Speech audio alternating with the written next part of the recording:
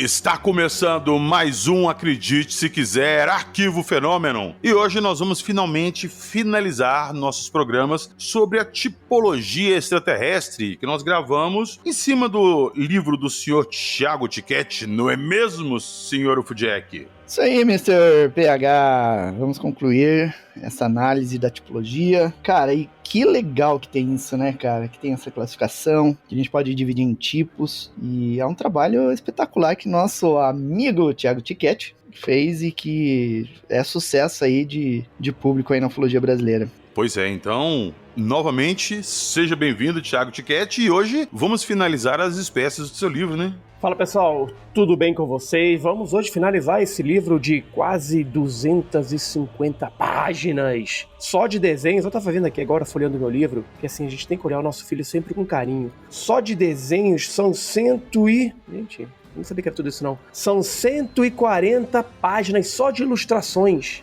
É isso aí. Então, daqui a pouquinho, logo depois da vinheta, nós vamos terminar de listar esses seres do livro do Sr. Tiquete.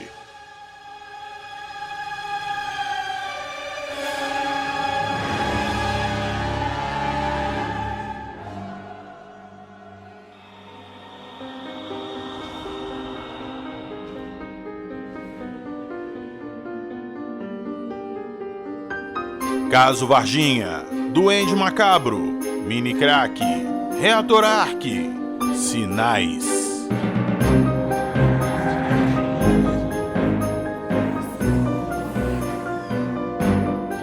Acredite se quiser.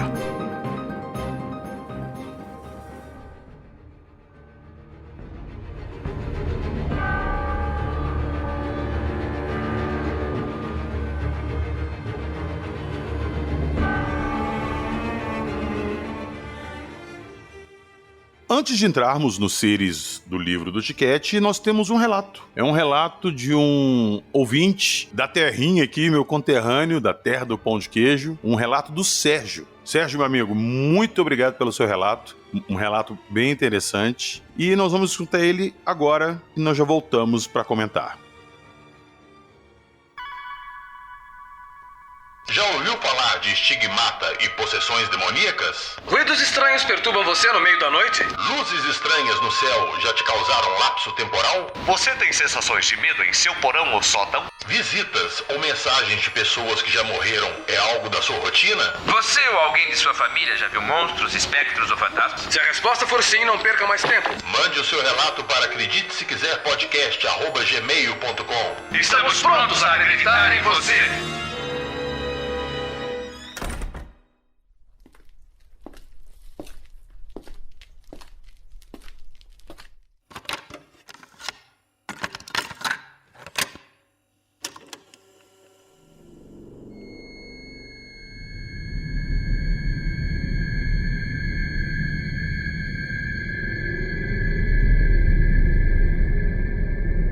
Salve PH, salve Jackson, bom dia, boa tarde, boa noite.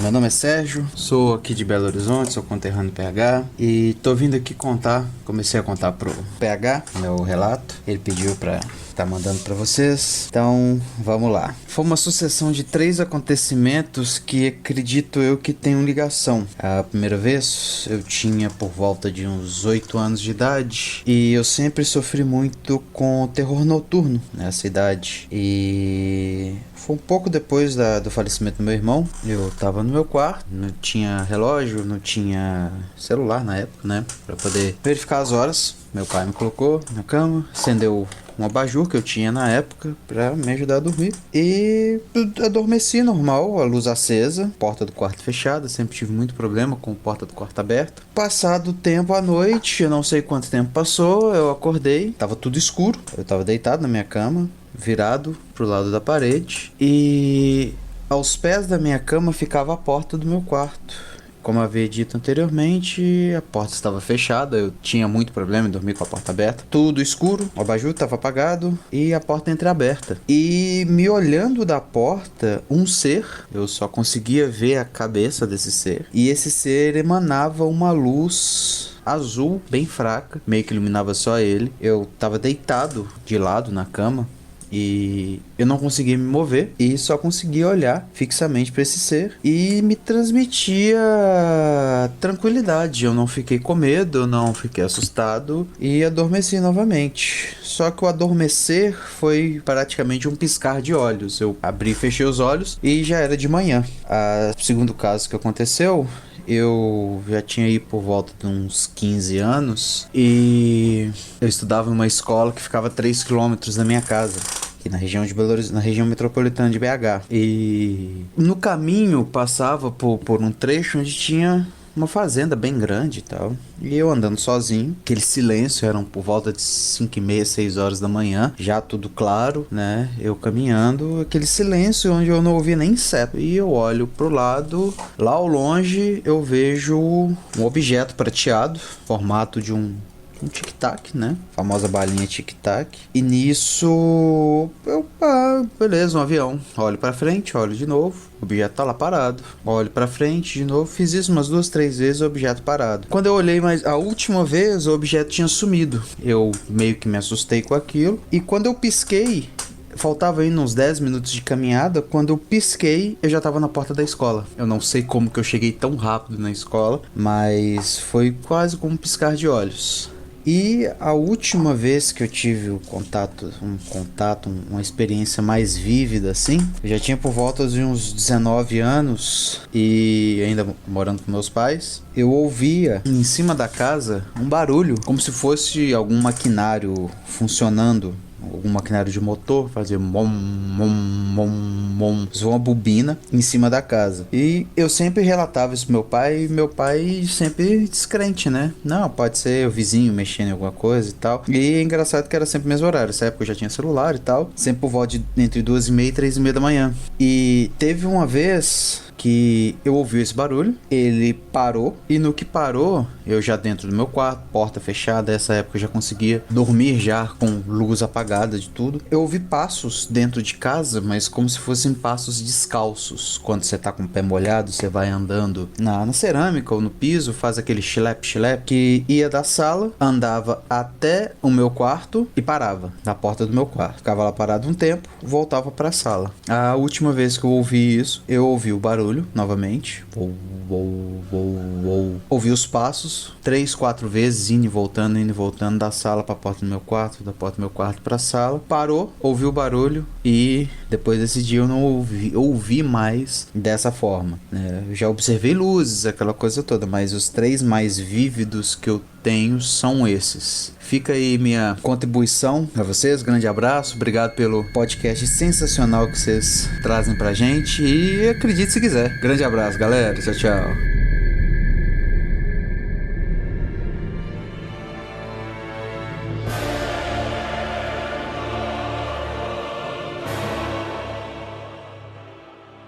Novamente, a pergunta tradicional sempre que escuta um episódio aqui, nos episódios de Tipologia Etiquette. Encaixa no nosso assunto de hoje? Com certeza. Com certeza. Mas o que mais me chamou a atenção é ele já saber que tem terror noturno. Porque muita gente fala que eu sou abduzido, só que a abdução, ela, para ser configurada, você tem que descartar algumas possibilidades. Terror noturno, paralisia do sono, sonhos, pesadelos, tudo isso. Mas a dele me pareceu ser bem, bem coerente, viu? Cara, e combina muito assim com seres de outros casos que quando o pessoal fala que emite uma luz azul, né? A gente tem bastante casos, inclusive a gente já falou aqui. Falamos. Acho que foi no episódio da tipologia exótica que a gente tinha visto uma luz meio azulada, alguma coisa assim. Exatamente. Muita gente fala que quando tem um contato com o ser, ele vê a luz e muitas vezes falam que o próprio ser sai dessa luz. Então, o relato dele tá dentro do que a gente espera de um contato com o ser não humano. Cara, e eu lembrei muito também quando ele falou do barulho lá, wom. Eu já ouvi esse barulho aqui.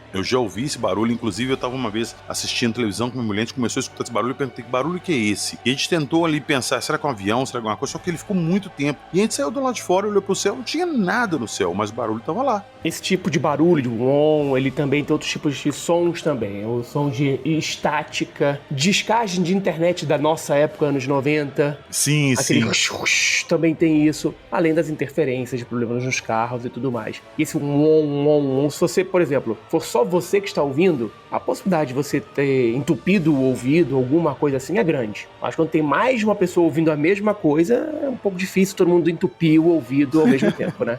Pois é.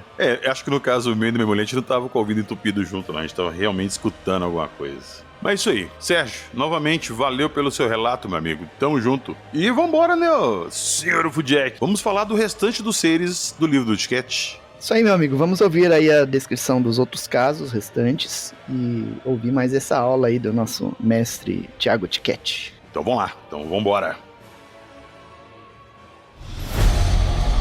Você está ouvindo? Acredite, se quiser.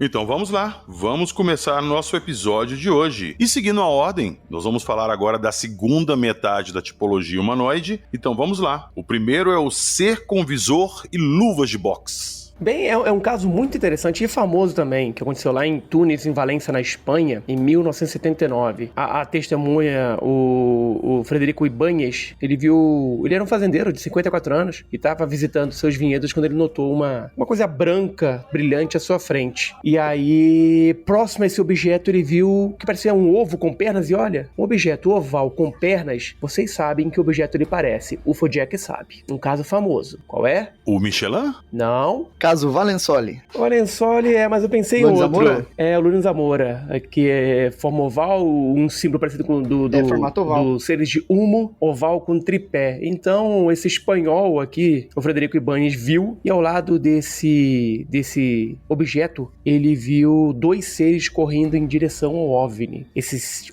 seres tinham 1,20 m de altura e vestiam uma roupa branca, brilhante, que cobria do joelho à cabeça. E os alienígenas tinham pequenas pernas pretas que terminavam com botas parecidas com luvas de boxe. Aquele desenho bem de criança, que você faz uma bota assim redondinha na frente, é mais ou menos isso.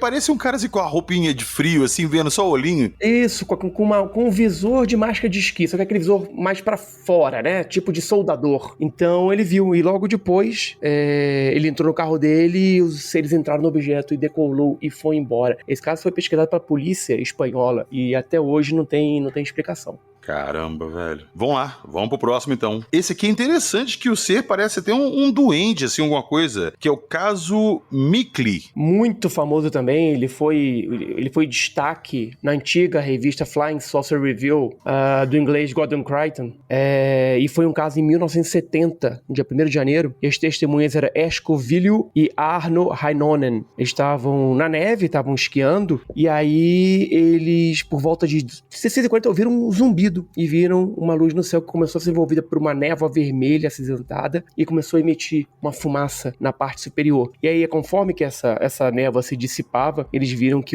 era um objeto metálico redondo com 3 metros de diâmetro. Na parte de baixo havia 3 esferas e no centro um tubo. E foi desse tubo, que estava mais ou menos... O objeto estava menos 3 metros do chão, desse tubo saiu um raio de luz. E através desse raio de luz surgiu uma criatura com 1 metro de altura. Ele tinha ombros arcados, se fosse tipo um corcunda. Não tinha a corcunda, mas ele era arcado, e braços e pernas finos. O seu rosto era cor de cera, então quer dizer, pálido, né? Branco, tinha olhos pequenos, nariz em forma de gancho, orelhas pequenas e pontudas, e vestia um casaco verde escuro, botas verde escuras, que iam até o joelho. Foi como você falou, parecia realmente um duende, esse ser. Me lembrou muito aqueles duendes inimigo do Homem-Aranha, tipo Duende Macabro, Duende Verde. Isso, exatamente. Esse caso ocorreu na Finlândia. Não sei se o Homem-Aranha era famoso na Finlândia em 1970, pra pessoa ter a influência das revistas em quadrinhos, mas parece mesmo. Vamos partir pro próximo, então. Esse aqui é muito interessante, cara, porque eu até levantei uma possibilidade dessa em alguns episódios pra trás, que é o caso dos minúsculos extraterrestres. Eu já falei aqui antes que, de repente, a gente já foi visitado, ou de repente já foi até invadido já por uma raça tão pequena que a gente não consegue ver que eles estão aqui. Porque... E aí você lembra, por exemplo, o filme Homens de Preto, Men in Black, né? Que tinha um ser morando dentro de uma pessoa e tem seres dentro de armários e tudo mais. E o universo na minha opinião, ele pode abrigar qualquer tipo de ser, dos mais gigantescos até os menores. E esse aqui é um exemplo. São seres de 8 centímetros, que o local do avistamento foi em Bukit, em Mertajan, na Malásia. Então, 6 estudantes de 11 anos de idade, todos da escola primária inglesa de Stowell, eles viram um objeto do tamanho de um prato de sopa pousar perto deles quando brincavam do lado de fora da escola. Aí, de acordo com essas crianças, quando o UFO pousou, 5 pequenas criaturas horríveis, na opinião deles, saíram do objeto. 4 dos 5 seres vestiam um uniforme azul e o outro um amarelo, o que as crianças acreditaram fosse o líder. O que estava vestido de amarelo olhou para as crianças e causou pavor nelas todas, né? Ele tinha chifres, estrelas na sua camisa, ou seja, na sua vestimenta, e botas de cano longo. Suas roupas eram brancas e nos membros, braços e pernas eram amareladas e douradas. Quando eles começaram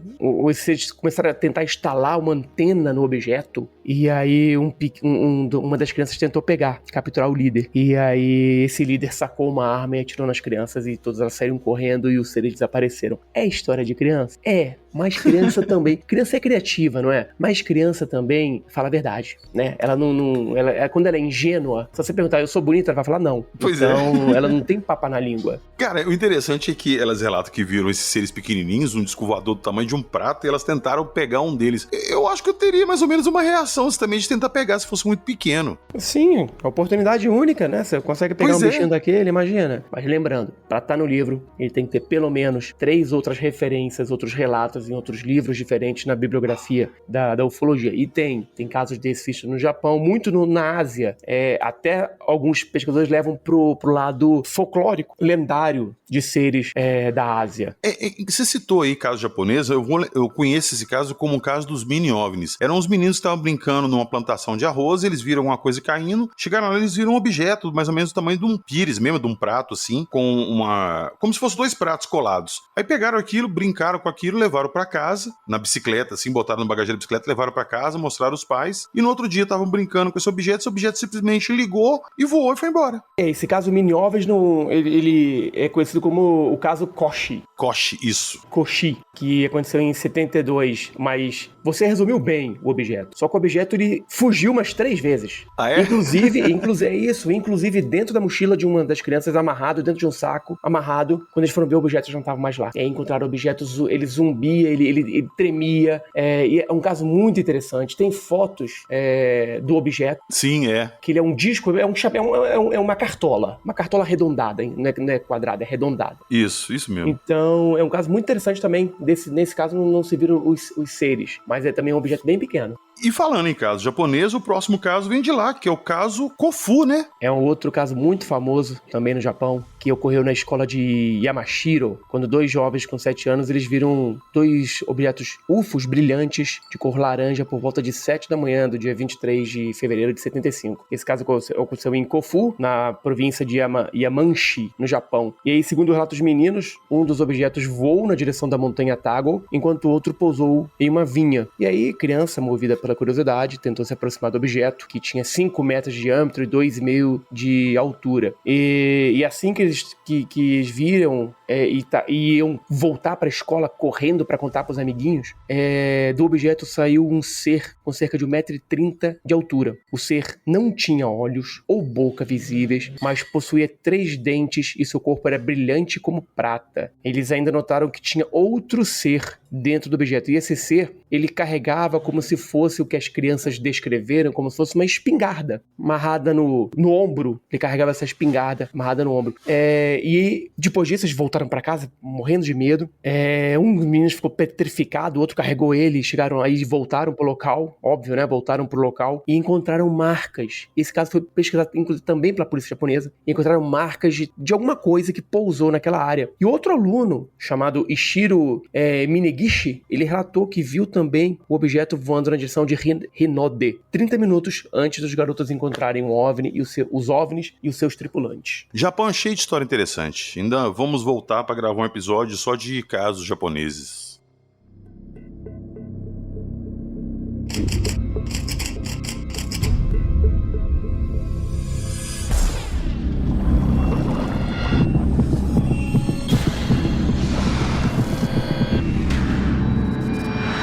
Você está ouvindo o Arquivo Fenômeno. Seguindo aqui a sequência do livro, o próximo é o caso brasileiro, o extraterrestre de Itaperuna. Caso também muito famoso na literatura brasileira, que teve como testemunha o Sr. Manuel da Silva e Souza, pai de 13 filhos. Isso era comum sabe, gente, os mais novos que assistem o podcast, no século passado, do milênio passado, era, como a gente tá velho, né? Era comum as famílias terem muitos filhos, né? Hoje em dia são 2, 3, 1, mas antigamente eram muitos. Então ele era administrador de um campo de aviação, onde havia um anexo, um salão de bar, além da casa onde ele morava. Então, na noite do dia 20 de dezembro de 71, o Souza estava lubrificando a sua espingarda quando notou uma luz forte que se aproximava. Ele pensou que fosse um avião prestes a aterrissar. Então, ele fechou o portão e saiu pelas portas dos fundos para prestar auxílio para aquele avião. Aí, quando ele percebeu, a 100 metros dele era uma nave arredondada, transparente, que estava pousada na pista de pouso de aviões. E a poucos metros desse aparelho, um ser de 90 centímetros de altura apareceu. Esse ser, ele vestia uma roupa toda, cobria o corpo inteiro, esverdeada. Ele usava como se fosse um chapéu de papel militar que a gente faz, só que em forma de cone, e uma coisa que tapava a boca dele, que o Sr. Souza acreditou que fosse algo para possibilitar ele respirar nosso oxigênio. E um desses seres, apareceu outro depois, ele virou-se e levitou-se até ultrapassar a aeronave. Ele pulou, ele deu um pulo, sem nada, ele deu um pulo por cima de uma aeronave que tinha pousada no campo de aterrissagem, no campo de pouso. Logo depois disso, os seres ainda tentaram, de alguma forma, pegar alguma coisa no chão, o Sr. Souza com a arma dele na mão, atira, não atirou. Eles entraram no objeto e o objeto decolou. Cara, agora nós vamos entrar num caso aqui que todo mundo conhece, eu acho que é o caso que todo mundo mais fala, que é o caso Varginha. Mas antes de acho que você não precisa nem explicar muito esse caso, que esse caso todo mundo já conhece. Mas antes da gente entrar no caso propriamente dito, eu queria só tirar uma dúvida com você. Você falou que para colocar no livro aqui, o caso teria que ter outros casos para poder comprovar, como se fosse a contraprova. Existem outros relatos de seres iguais aos de Varginha avistados em outros casos? Existem. E, inclusive, o meu querido amigo Antônio Faleiro, num dos seus livros, o Antônio Faleiro é o maior pesquisador mineiro, na minha opinião. Eu já gravei com ele, ele é ótimo, cara. Antônio Faleiro é o cara que, se você for, olha, me fale um pescador mineiro, Antônio Faleiro, pra mim, ele é o mestre. Pra mim, ele é o mestre. E conseguiu fazer um excelente trabalho sobre ufologia e folclore. E um dos livros dele, dos casos que ele pesquisou, tem na década de 70 um ser que parecia Varginha, que ficou pulando sobre, eu não lembro qual é a cidade agora, mas acho que era interior de Minas, que ficou pulando de um prédio pro outro, de uma casa pra outra, e o ser era igualzinho de Varginha, com olhos vermelhos, pele amarronzada, protuberância na cabeça. Então a gente se pergunta, será que o ET de Varginha já visitou Belo Horizonte antes? Será? Será? Cara, eu acho esse caso simplesmente fantástico. Eu amo o caso Varginha. Todo mundo sempre fala que vai aparecer coisa, que vai aparecer vídeo, que tem isso, tem aquilo, mas de fato nunca aparece. Mas eu não tenho dúvida nenhuma que esse caso é real e que as meninas sim realmente viram alguma coisa ali. Olha, não tenha dúvida que muito folclore se criou ao redor do caso Varginha. Isso aconteceu com o caso Roswell. Acontece com grandes casos, né? Quem conta um conto aumenta um ponto. Sim. Mas é óbvio que algo aconteceu naquele dia. É óbvio que as meninas viram alguma coisa que elas não conseguem explicar. É óbvio que outras pessoas viram também. É óbvio que ainda tem muitas perguntas a serem respondidas. Então, pra mim, Varginha é um caso que ainda tem muito a oferecer. Ainda tem muito a ser descoberto e temos pessoas sérias, algumas fanfarronas, inventando recrutas, e aí depois borra a cara do recruta e posta de novo o vídeo do recruta borrado, sabe? Pessoas querendo surfar na onda sem investigar como se deve investigar. Uma testemunha em um caso, mas tem pesquisadores bons que tenho certeza que vão revelar ainda muitas coisas sobre o caso Varginha. E nós, da Comissão Brasileira de Ufólogos e da revista UFO, a gente continua. A gente só não faz esse estardalhaço todo, porque a via que a gente está atuando é diferente. É uma via diferente. São vias legais. E a gente vai conseguir a comprovação do caso Varginha através de vias legais, somado ao testemunho das pessoas. E, Tiquete, tirar uma dúvida com você sobre esse caso. Porque muito se fala das criaturas que as meninas viram, que o Marco Ellis Xerez pegou, que foi pro Hospital Humanitas, que exército americano levou. Mas, tirando o relato do Carlos de Souza, não existe um relato de queda da nave. Eu nunca ouvi falar assim, alguém que chegasse com uma história da nave que caiu e o que foi feito. Você sabe de alguma coisa nesse sentido? Tem o casal, né, da Orelina, não consigo, eu nunca lembro o nome dela. Eurico e Oralina. Isso, do casal que viu o objeto, viram o objeto atravessando por cima da propriedade deles, objeto cilíndrico, com um buraco atrás, soltando fumaça e batendo metal, assim como tivesse estourado, né, batendo ao vento, batendo, mas o local da queda realmente só quem viu foi ele, que afirma ter visto, né, estado lá no local. A gente realmente não tem ainda, como tem sim, em Roswell, relatos de militares, não, eu fui lá, eu cavei no deserto, eu recolhi pedaços, a gente não tem isso. Tem o caso dele, que ele chegou ao local e viu e foi expulso pelos militares. Ele tá até um dos personagens do documentário Moment of Contact do James Fox. Então, por isso que eu digo, ainda tem muito pra oferecer o caso Varginha.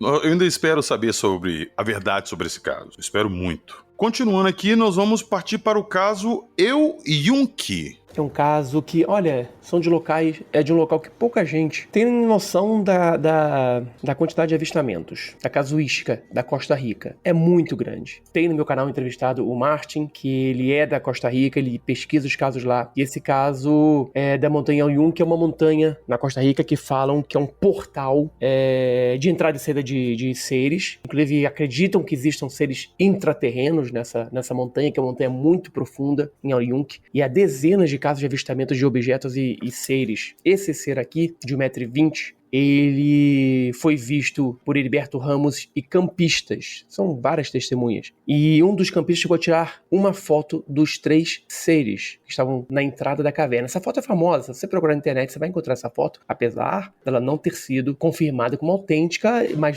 não se descobriu o que tinha naquela foto. Então, esses seres, eles tinham 1,20 m, vestiam uma roupa toda preta, como se fosse roupa de mergulhador. Os pés eram como se fossem pés de pato, porque tinham só 3 dedos. E no meio, no peito, havia um círculo metálico. E esses seres, eles tentaram se comunicar com Heriberto e também com esses campistas através de sons que eles não conseguiram decifrar. E depois de horas de tentativas, os campistas de um lado, com medo de se aproximar, e os seres dentro da caverna, eles foram embora e desapareceram. E quando o céu começou a clarear no amanhecer do dia, um objeto decolou por trás da montanha e desapareceu. Esse ser, ele é bem diferente, a vestimenta dele, né, que é de corpo inteiro, deixa só o rosto lá de fora. Isso, ele tem uma barriguinha, né? Ele tem uma barriguinha. Do desenho, você mostra, ele tem essa barriguinha mesmo. O relato é que ele tinha essa pança.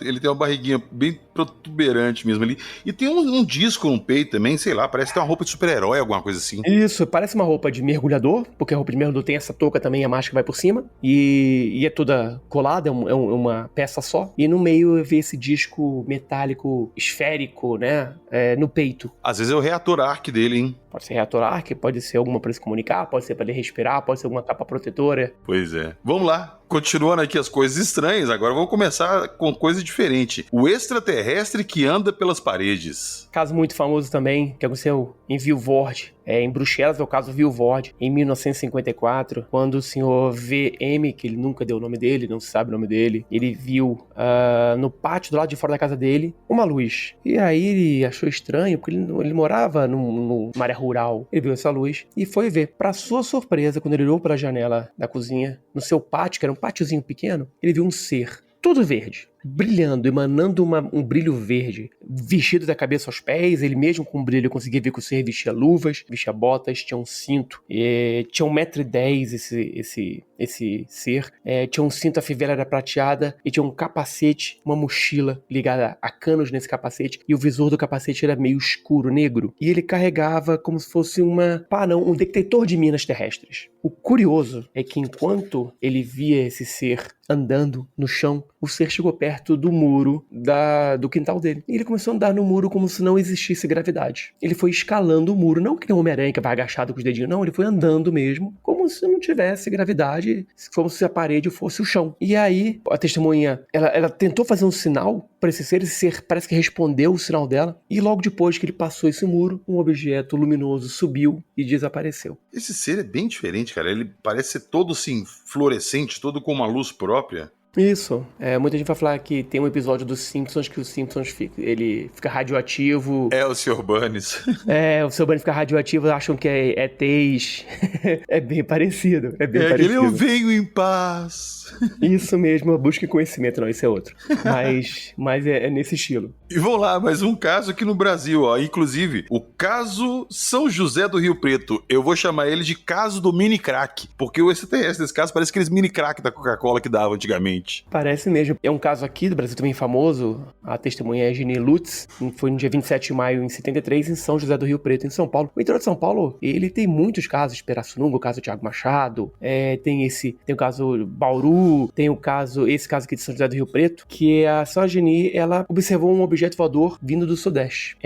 O objeto na parte inferior era branco metálico e luminoso e parou acima do telhado de um dos quartos situados no fundo do terreno dela. Aí, segundo a testemunha, a nave tinha entre 2 e 4 metros de largura e 1 a 2 metros de altura. E tinha uma espécie de varanda, um deckzinho, onde ela viu 3 seres. Os seres que ela viu, eles foram descritos como pessoas pequenas, com cabeças grandes e braços pequenos e curtos. O resto do corpo ela não pôde ver, não pôde observar, e todos eles pareciam muito entre si, pareciam gêmeos, e a sua pele era um tom moreno. A cabeça arredondada, com grandes olhos puxados para o lado e lábios salientes. Eles também tinham orelhas pontudas, e na cabeça havia como fosse um capacete que parecia um gorro. E esses seres pareciam que não tinham pescoço. Era a cabeça ligada direto no tronco. É literalmente um mini crack. Literalmente um mini crack.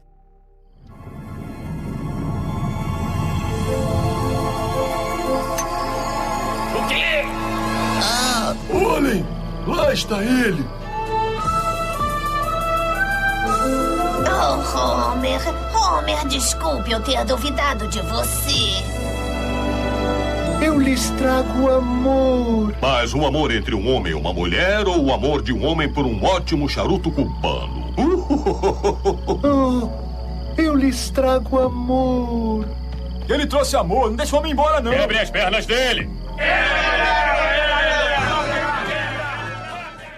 Agora, esse extraterrestre aqui, os próximos 2 aqui são bem assustadores. O próximo aqui é o extraterrestre surpreende testemunha. Ele tem uma aparência muito estranha, cara. Esse ser, ele parece o lagarto do Homem-Aranha, somado ao ser... Parece os seres daquele filme Sinais. Exatamente, é isso que eu ia falar. Parece com esses seres. Que esse caso ocorreu em 2008, em Cooper Canyon, no Texas, Estados Unidos. E o Bob Pearson, que é um nome fictício, que ele também não deu o nome dele para MUFON. Esse caso é um caso da MUFON. Ele decidiu cortar caminho para chegar mais rápido em casa. E passando perto de um trilho de trem, ele olhou pro lado e algo chamou a atenção dele. Na frente dele tinha, imagina você num lugar desolado, do lado de um trilho de trem. Ele viu uma criatura magérrima, desprovida de pelos, com braços longos, pernas compridas, com 1,40 m. O ser tinha pequenos dedos, tinha longos dedos finos, e cruzou rapidamente a linha do trem e começou a ir na direção do Bob. Chegou de uma maneira assim tão perto que ele notou que os olhos da criatura eram olhos de gato, sabe? Amarelos com a íris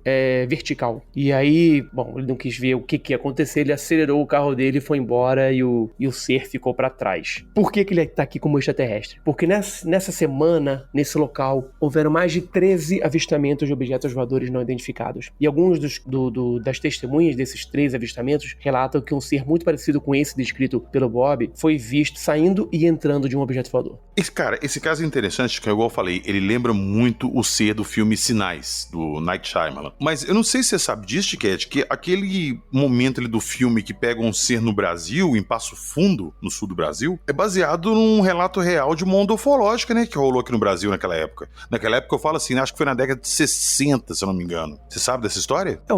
Eu não conheço esse caso, mas eu sei que o Brasil teve ondas ufológicas na década de 60, 70, 82. Teve recente agora, em 2021 para 22, daqueles vários avistamentos de pilotos na região sul do Brasil, Santa Catarina. Eu acho que também teve na década de 90 também teve. E isso não é incomum, não. Sempre quando há essas ondas ufológicas, a gente já passou por casos casos aqui na França, na década de 50, 54, 55, que tiveram ondas ufológicas que foram relatados centenas de avistamentos de OVNIs e de seres. Cara, pois é.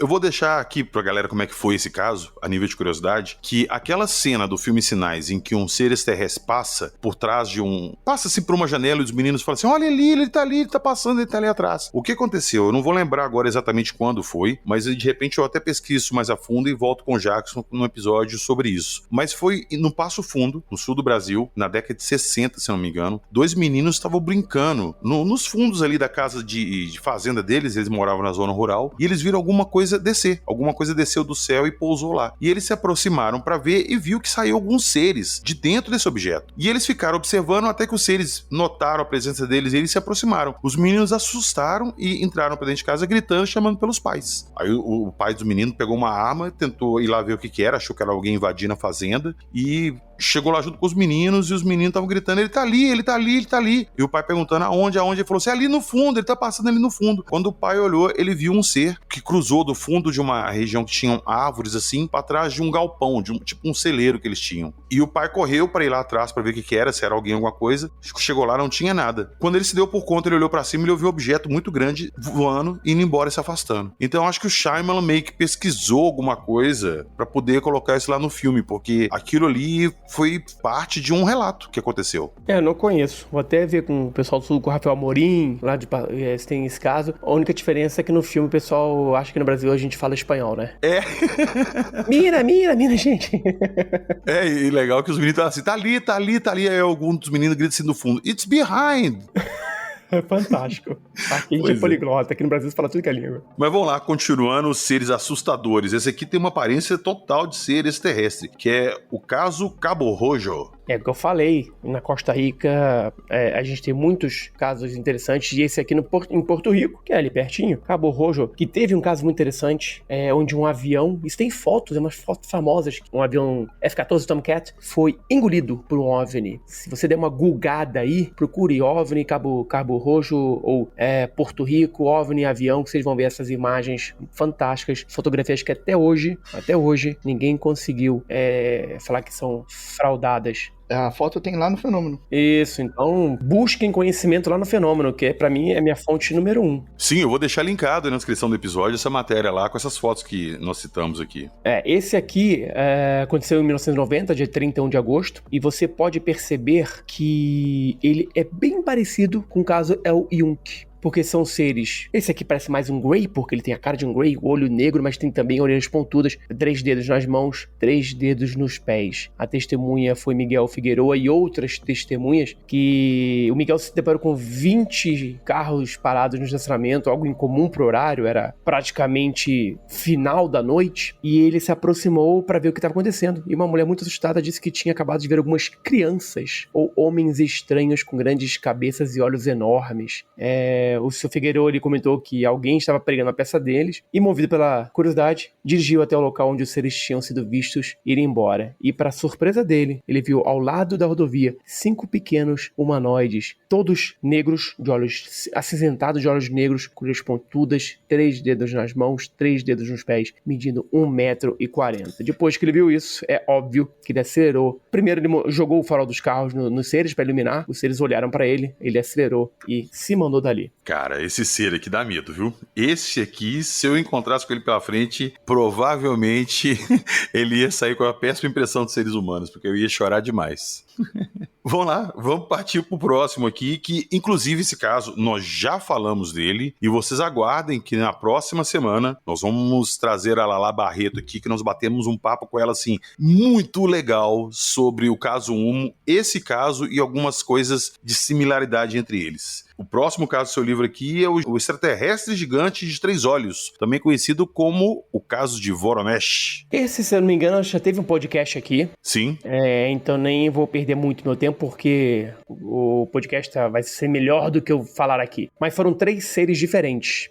Tinha um ser que parecia uma pequena caixa robótica com braços e pernas. Tinha um outro ser que não tinha rosto e tinha um buraco no meio do peito, um ser todo verde. E tinha um famosão, que é o ser de Voronezh, o ser de 3 olhos com 3 metros de altura. Ele tinha 2 olhos, um do lado do outro, e mais um terceiro olho, que é assim que as crianças e as testemunhas falaram que ele teria 3 olhos. É como eu já falei antes, quando você vê alguma coisa diferente, você tenta interpretar através de referências que você tem na sua vida. E muitos desses relatos aqui, as pessoas falam, olha, ele tinha 3 olhos, tinha 4 cabeças, ele tinha 6 pernas. Pode não ser exatamente isso, mas a pessoa associou aquilo que ela viu ao que ela conhecia. Então aqui nesse caso, de Voronezh, um ser de cabeça dentro de um capacete com 3 olhos, pode ser. E você vai achar similaridade quando você vê um capacete de um astronauta que tem aquelas 2 luzes laterais e uma luz em cima. Pode ser isso. Não estou dizendo que não é. Mas por trás disso, dentro desse capacete, pode ser duas luzes laterais para iluminar e uma luz em cima para filmar, para iluminar também. E dentro desse capacete, o verdadeiro rosto desse ser. Mas é bem estranho, né? Um ser de 3 metros de altura e foi visto por dezenas de pessoas. E uma criança, inclusive,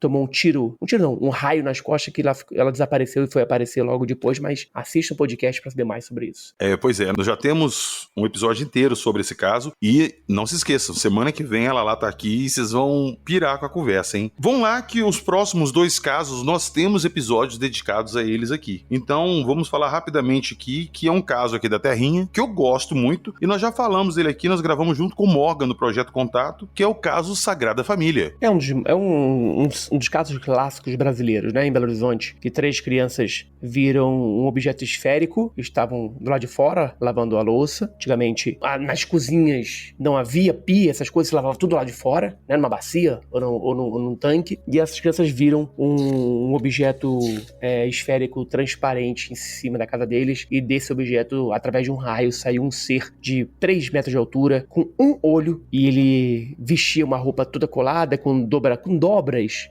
como se fosse dobras, né? Um sanfonado. Sanfonado, exato. Sanfonado nos braços, nas pernas e no peito, e a cabeça dele estava dentro de um capacete com uma anteninha. Um ser quase pegou uma criança, ele andava meio tropicando. Quando ele foi pegar a criança, o irmão puxou ela, o ser ficou pé da vida, começou a falar palavras de baixo calão que eles não entenderam. E aí voltou pra nave, andando assim lentamente até desaparecer. E tem mais aí no podcast com vocês. Esse caso aí nós conversamos com o Morgan. O Morgan foi lá nesse local, ele revisitou esse local, conversou com algumas testemunhas lá, então ficou um episódio muito interessante. Procurem aí o caso Sagrada Família no nosso feed, que vocês vão gostar da conversa. Seguindo aqui a sequência, eu vou inclusive agora pedir pro senhor Ufo Jack buscar uma água, porque ele tem muito medo desse caso, e eu não quero que ele fique ecoado essa noite e perca o sono dele. Ele adora me fazer passar medo. Pera aí que eu já volto, eu tenho que pegar uma água ali, mas pode ir tocando o programa aí, eu já volto. Vai lá então, senão ele não dorme, gente. Vocês me desculpem, senão o Jackson não dorme. Mas o próximo aqui é o Gigante de Flatwoods, o Tiquete. Esse caso é muito famoso, muito famoso mesmo. Já tem um podcast de vocês. Aconteceu em 52 em Flatwoods, West Virginia, Estados Unidos, onde várias pessoas viram esse ser, que era um ser de quase 5 metros de altura. Ele parecia que vestia um capuz pontudo e vestes parecidas com as de um monge. E ele flutuou na direção dessas pessoas. Na mais recente série sobre o projeto Blue Book, foi ao ar, foi pelo History Channel. Um dos episódios foi sobre esse caso Flatwoods. E tanto nesse episódio da série, quanto a explicação do projeto Blue Book, é que as pessoas tinham visto uma coruja. Jamais. Se não me engano, acho que é a coruja canadense, a coruja de fazenda, a coruja fazendeira. Eu acho que é uma coruja suindara, que é a coruja de igreja, que eles alegam que era. Exatamente. Que é uma coruja grande, realmente é uma coruja grande. Sim. Eu tenho aqui em casa corujas, mas são bem pequenininhas. Essa é enorme, mas um ser, uma coruja de 4,5 metros, com luzes brilhantes, com 3 dedos em cada mão, vestido com uma túnica, flutuando na direção das pessoas, realmente, pra ser uma coruja, tinha que ser a coruja. Pois é. Eu não aceito jamais essa desculpa que eles dão pra esse caso de ser uma coruja, porque eu já contei, inclusive, no episódio que nós gravamos aqui do Monstro Flatwoods, que quando eu era menor eu saía muito pra pescar e eu já vi corujas em ambiente natural, quando você coloca-se o farol no rosto dela e brilha. Sim, realmente você toma um susto, mas é uma coisa assim, pequena, não é uma coisa grande, a ponto de você confundir com um ser de 4,5 metros de altura. Então, nunca que foi uma coruja. Exatamente. Dando continuidade aqui, vamos lá. O extraterrestre de 3 dedos. Um caso ocorrido em Santa Rosa, em La Pampa, na Argentina, no dia 29 de maio de 86.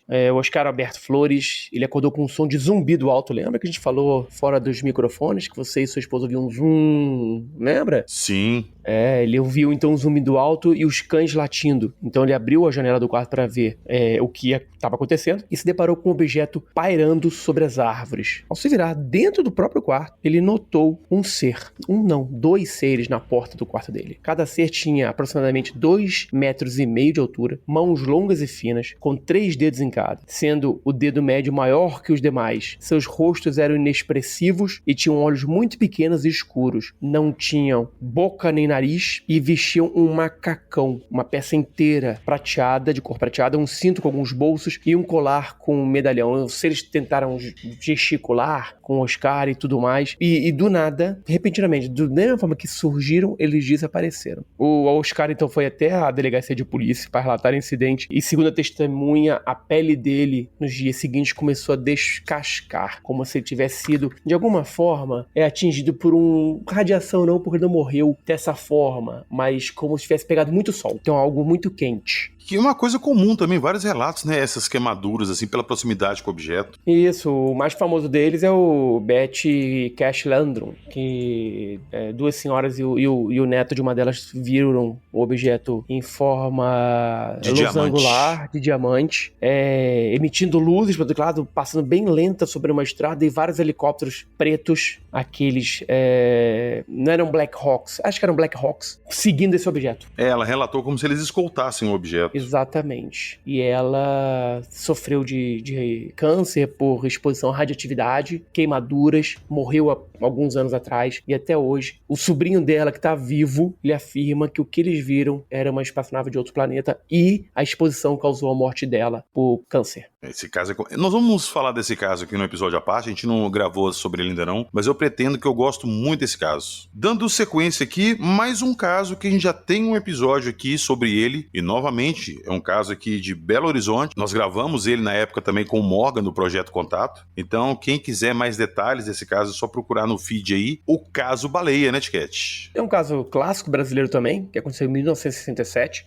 onde Fábio, de 16 anos, ele viu um ser de 2,20 metros mais ou menos, com uma roupa toda verde, cobriu o corpo inteiro, com uma anteninha em cima. Ele usava uma máscara que cobria a boca e o nariz e um cano, uma borracha, um cano que saía dessa máscara, ia até a perna esquerda e um cano que ia atrás também, que ligava dentro da roupa. E ele viu sobre esse ser, não vou me aprofundar porque já tem um podcast sobre ele. O interessante é que esse caso foi investigado pelo Centro de Investigação Civil dos Objetos Aéreos Não Identificados, o CICOANI, juntamente com policiais civis e militares e o menino, que foram até o campo de futebol onde eles viram as amostras do solo onde o ser estava. Elas foram levadas ao Instituto Central de Geociências da Universidade Federal de Minas Gerais e foram analisadas pelo professor Edemar de Mello Araújo, que obteve uma composição química diferente de tudo que já havia sido visto. Então, cadê essa amostra? Te pergunto, grande PH.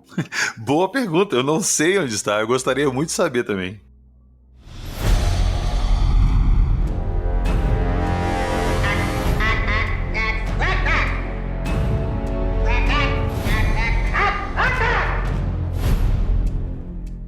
E vamos dar continuidade aqui com o próximo caso, que a gente já também tem um episódio sobre esse caso, que é o caso Higgins, que é considerado um dos primeiros casos investigados do Brasil, né? Isso mesmo, do José Higgins e outras pessoas. Os seres de Orc foi relatado em 47, né? Olha, 23 de julho, havia um mês que tinha acontecido o avistamento de Kenneth Arnold, que deu início à era moderna dos discos voadores, 20 dias após a queda do disco voador de Roswell, e aconteceu na coluna de Goiobang, no Paraná, aqui no Brasil, e as testemunhas viram um objeto discoidal de aproximadamente 30 metros de diâmetro, de cor cinzenta esbranquiçada, que tinha pousado ali nas redondezas. E, para resumir, desse objeto saíram 3 pessoas, seres, né, de pessoas porque tinham todos os membros, pareciam pessoas, mas não eram, de 2,10 metros de altura. Eles vestiam macacões transparentes que cobriam o corpo todo, incluindo a cabeça. O uniforme que eles usavam estava inchado de ar e nas costas havia uma mochila de metal. Podia-se ver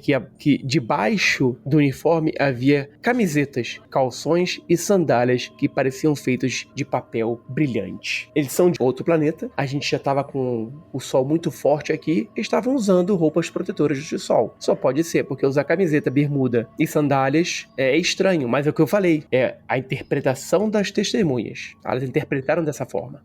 Às vezes não era nem isso, mas eles interpretaram exatamente isso que você falou, do jeito deles. Exatamente. Esse caso é muito legal também, a gente tem um episódio aqui, então, se alguém quiser se aprofundar, só dá aquela procurada no feed. Vamos lá, agora é o caso Santa Isabel. Esse caso é muito interessante e o pessoal fala que é o caso Batman, né? Porque o ser de 2,40 m, com orelhas pontiagudas, pele cinza e uma roupa toda preta, ele foi visto por Teodoro Merlo em Santa Isabel, Córdoba, na Argentina, em 1972. Ele era encarregado de manutenção numa fábrica da Renault. Então ele pegou as chaves e abriu a porta, que estava trancada, para ir ao vestiário. Mas ao entrar ele viu um homem, entre aspas, com cerca de 2,40 m, sentado num banco. Ele perguntou como é que aquele homem tinha entrado lá, se estava tudo trancado, e ele pensou que teria ficado preso no vestiário no dia anterior. Mas aí quando chegou mais perto, ele viu que aquele ser podia ser tudo, menos um homem. Ele vestia uma roupa colante muito justa, de cor azul escuro, eu falei preto, mas era azul escuro. Tinha um cinto com um círculo no meio, e o seu dedo apertava a todo momento, o seu dedo indicador apertava a todo momento, na outra mão, uma bola.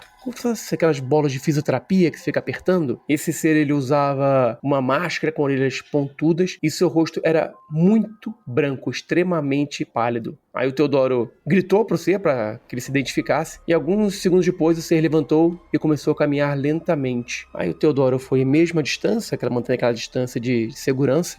O ser entrou numa sala onde não havia saída e quando ele entrou, o Teodoro entrou lá. O ser havia desaparecido. Aí o Teodoro saiu correndo da sala, procurando pra alguém, saindo do vestiário, quando ele viu um objeto discoide brilhante decolando e disparando ao redor, disparando na direção do espaço. E depois do encontro dele, ele teve dor de cabeça e na lombar um tempão, né? Sim, durante dias após o encontro, ele teve dor de cabeça, repentinas, lombar. Se fosse isso hoje, a gente mandaria fazer um raio-x, pra ver se não tem algum implante, alguma coisa ali. Mas isso foi na década de 70, não se pensava nisso, né? Vamos lá. Esse próximo caso, eu quero muito gravar um episódio sobre ele, que eu gosto muito desse caso, já acho um dos casos mais legais que eu já conheci na ufologia, que é a abdução de Pascagoula. É um caso muito legal, que eu tenho vários livros dele. O Philip Mantle, colega meu e editor do meu livro na Inglaterra, em inglês, ele já publicou vários livros sobre o caso do Charles Hickson e do Kevin Parker. Inclusive, no novo programa, nova série do Netflix, que fala sobre mistérios, fala sobre o caso Pascagoula. Sim, é o primeiro episódio. Isso, que foi um caso que ocorreu em 73, o Charles e o Calvin, eles estavam pescando, eles eram pescadores e estavam pescando no dia. E eles viram um objeto pousar perto da margem e depois não se lembram de mais nada. Aí ficaram com aquilo na cabeça até que fizeram uma regressão hipnótica ou começaram a se lembrar de algumas coisas. E nessas lembranças veio a recordação que eles foram abduzidos nessa nave. Os seres eram seres de 1,50 m, com pele toda enrugada, não tinham dedos, era o polegar e os dedos todos juntos. Os pés pareciam de elefante, pele de elefante, e na cabeça haviam 3 pontas, uma na frente e 2 na lateral. Tanto o Charles quanto o Calvin, eles foram por muitos anos ridicularizados, apesar de sempre repetirem a mesma história, nunca entraram em contradição. O Calvin morreu recentemente, o Charles já morreu há mais tempo, mas eles sempre relataram a mesma coisa. E por muitos anos eles foram ridicularizados por tudo o que eles falaram. O Calvin só foi falar sobre a sua abdução em 2018, quando o Philip Mantle escreveu o livro em coautoria com a doutora Arina Scott. Então, esse, pra mim, esse é um dos casos mais verídicos de toda a ufologia. Eu falei muito rapidamente, mas se você ler os livros, eu tenho os livros, se você ler os livros, os detalhes são aterradores e fantásticos ao mesmo tempo. Não precisa nem aprofundar muito nesse caso, não, porque eu já falei que eu gosto desse caso, e nós vamos voltar num episódio especial sobre o caso Pascagoula, então vocês podem aguardar. Chegando na reta final, o próximo caso aqui é os extraterrestres de olhos vermelhos. Isso, a gente fala muito dos Greys, né, de olhos escuros, pele cinza. Esse aqui é um Grey diferente, é um não clássico. é o relato de 1993, na Austrália, em Belgrave, em Victoria, quando Kelly Hill e seu marido e seus 3 filhos voltavam de uma viagem à casa de amigos em Dandenong, quando viram uma nave parada silenciosamente sobre a estrada. O objeto era redondo com janelas e ao seu redor e luzes na parte de baixo. E aí a Kelly gritou pro marido dela dizendo que tinha visto pessoas dentro do objeto. O UFO então disparou para a esquerda e desapareceu. Só que eles achando que aquele terror, aquele susto tinha passado, o objeto voltou alguns quilômetros depois, com luzes muito mais brilhantes que cegou todo mundo. A partir daí, a Kelly já não lembra de nada. Só que fica o abduzido fica aquela fobia, ou aquela sensação, poxa, passou-se tempo, o que aconteceu? Eu não lembro o que aconteceu. Fizeram uma regressão hipnótica. E ela se lembrou de estar dentro desse objeto. E dentro desse objeto, ela viu pelo menos 3 ou 4 seres de 2 metros de altura, com olhos vermelhos, magros, com 4 dedos nas mãos, 4 dedos... Não tinham dedos nos pés, porque vestiam uma bota, mas estavam 4 dedos nas mãos. E eles tinham a pele deles, ela disse, que era de um preto sólido. E ela não soube dizer se era a pele do objeto, do ser, ou se era alguma roupa que ele vestia. E por anos, ela afirmou que foi abduzida e ainda sentia de alguma forma que estava sendo observada ou seguida ou analisada por esse tipo de seres. Cara, o caso dela é meio assustador, assim, porque o ser é um ser muito estranho, é uma silhueta preta de olho vermelho, e ela relata, no caso aí, que ela viu o objeto, né, e ela viu seres dentro do objeto. Cara, se eu tenho um avistamento de um objeto e vejo seres lá dentro, meu amigo, eu acho que o nível de nota marrom triplica instantaneamente. Com certeza. Eu lembro quando eu tive meu avistamento aqui, a primeira coisa que veio na minha cabeça foi, putz, será que tinha alguém lá dentro me olhando? E isso fica na cabeça me martelando, cara. Eu nem dormi de noite. Você tá louco. Dando sequência, esse aqui é interessante, que é o extraterrestre sem mãos. Isso, a testemunha, Carl Higdon, ele estava caçando alces na Floresta Nacional de Medicine Ball quando viu 5 animais e disparou sua arma. Só que, para surpresa dele, a bala viajou somente 50 metros e caiu no chão, como se tivesse atingido um muro invisível. Carl, então, ele ouviu um estalo e notou uma figura nas sombras das árvores. O ser tinha as pernas arqueadas e media 2 metros de altura. Vestia roupas e sapatos pretos. Um cinto cruzava seu peito e outro na sua cintura. Esse cinto que tinha na cintura tinha uma estrela de 6 pontas, como se fosse um desenho e uma bandeira logo abaixo. Sua aparência era semelhante aos homens, mas não tinha queixo. Seu nariz era achatado e não tinha sobrancelha ou orelhas. O ser mostrava 6 dentes, 3 em cima, 3 embaixo. O cabelo era fino e espetado. E a característica, né, o mais bizarro, ele não tinha mãos. E no lugar da mão direita havia um objeto cilíndrico. Sabe o que ele me lembra? Para os mais saudosos? Mandíbula? Mandíbula. Eu ia falar pois isso, Mandíbula do He-Man. Eu pensei nele na hora, cara. E eu tinha, quando era criança, o boneco do Mandíbula que veio com 3 troços pra se mudar a mão dele. Só que o Mandíbula tinha uma mão normal e outra mão de utilidades. Sim, era um ganchinho e outra era uma arma. Exatamente. Ele conversou com esse ser, tá? Ele entrou, na verdade, dentro do objeto, dentro do cubo. Haviam 4 assentos, esse objeto era cubo e um espelho. E aí esse ser disse que o nome dele era Also. E falou de onde que ele vinha.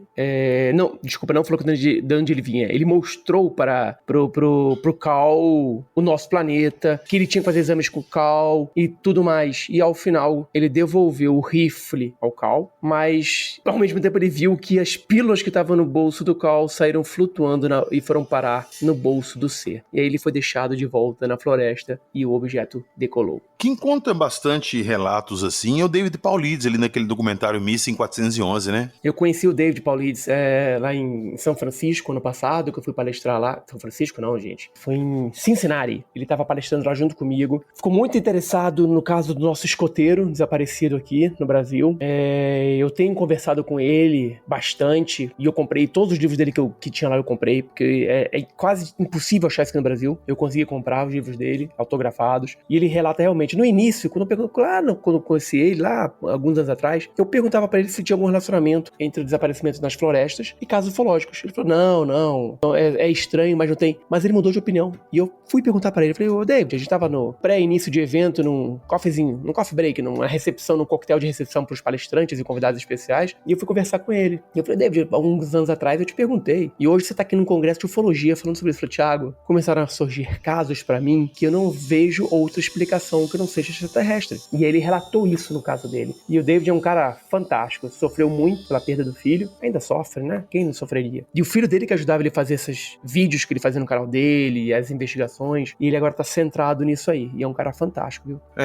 Novamente, quem quiser mais informações sobre o Missing 411, o David Paulides, a gente tem um episódio aqui também no podcast. Então procure ele no feed, que tem bastante coisa interessante. E chegando ao final, para fechar aqui com chave de ouro, nós vamos falar agora do primeiro extraterrestre registrado pela imprensa. Isso mesmo, foi lá em 1896, em Lodge, na Califórnia. As testemunhas foram Coronel H.G. Shaw e Camille Spooner. Camille é homem, tá? Camille Spooner. E por que esse é o primeiro registrado pela imprensa? Foi o primeiro que apareceu nos jornais. Segundo o testemunho, o Coronel Shaw e Camille viajavam a cavalo, levando uma carroça, e já durante a noite os cavalos começaram a se agitar freneticamente e pararam, empacaram. Quando os dois olharam para frente, viram 3 seres altos e magros com mãos delicadas. Esses seres, eles não usavam roupas, em vez disso, estavam cobertos por uma pele felpuda, difícil de descrever, palavras do coronel. Não era cabelo, nem parecia penas, mas era macio como seda. Shaw sentiu que os sedosos estranhos não pretendiam fazer mal, e segundo o coronel, eles pareciam estar interessados neles, no cavalo e na charrete, e examinaram tudo com muito cuidado. Os rostos e as cabeças não tinham cabelos, as orelhas eram muito pequenas e o nariz tinha aparência de marfim polido. Suas bocas eram minúsculas, enquanto os olhos eram bem grandes e brilhantes. E segundo o coronel, eles transmitiam uma beleza estranha e indescritível.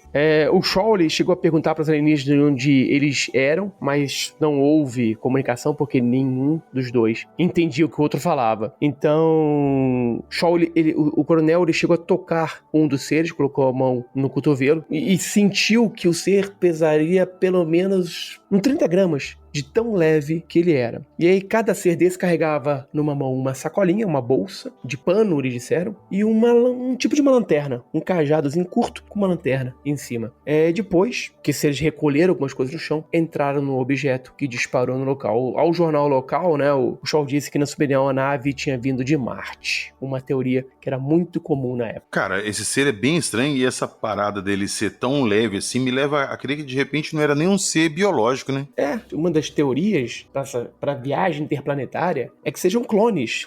Os próprios Greys, muitos acreditam que sejam clones, feitos para viajar pelo espaço, porque um organismo normal não teria essa capacidade, ou nem todos teriam essa capacidade. Alguns até poderiam ter, mas nem todos teriam. Então poderia realmente ser um androide, um clone, um robô, alguma coisa assim. Ou uma criatura mesmo viva que aguentasse esse tipo de viagem. Sim, várias hipóteses. Pode ser 1 milhão de coisas, cara. Com certeza. Você está ouvindo Acredite Se Quiser.